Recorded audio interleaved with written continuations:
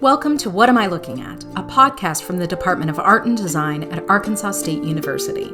My name is Dr. Catherine Baker, and I'm a professor specializing in the history of medieval and early modern art.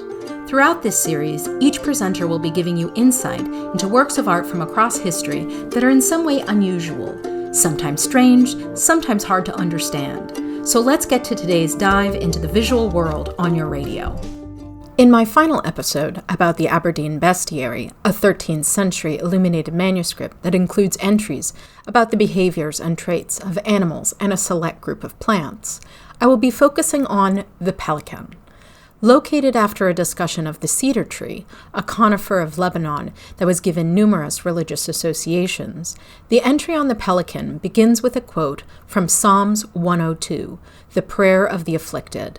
The line, "I am like a pelican of the wilderness," is meant to recall the animal's supposed isolation in the marshes of the Nile River. In its solitude, the text compares the bird to Christ, being, quote, solitary because it's free from sin. The life of Christian hermits were in fact meant to be modeled on this animal's segregation, the text describing how the pelican cannot be made fat by food, as its stomach digests quickly and nourishment is only meant to sustain, much like the hermit lives on bread but, quote, does not seek to fill his stomach. This supposed litheness of form can be seen in the image that accompanies the entry on the pelican, although the subject of the depiction is a much stranger moment from the life of this bird. On the top of folio 35, a rectangular area has been cordoned off by an elaborate frame of red and blue designs, composed of intertwined vegetal forms and the straight diagonals of 3 diamond-shaped zones.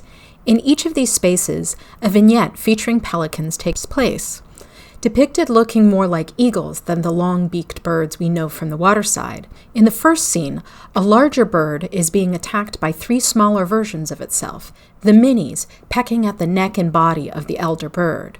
In the second scene, we see that the larger bird has ended the attacks, 2 of the smaller pelicans being already dispatched on a rock, and the third having its life ended with a beak around the neck.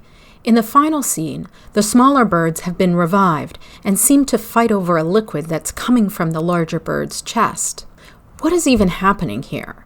According to the text, quote, "When the pelican gives birth and the young begin to grow, they strike at their parents in the face, but their parents, striking back, kill them.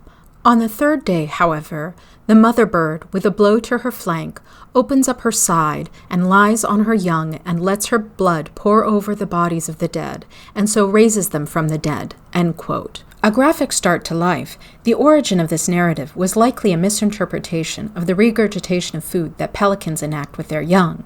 For the writers of this bestiary, however, the pelican's use of blood to resurrect was seen as a parallel to Christ, and the reason you can see pelican nests atop many a medieval cross.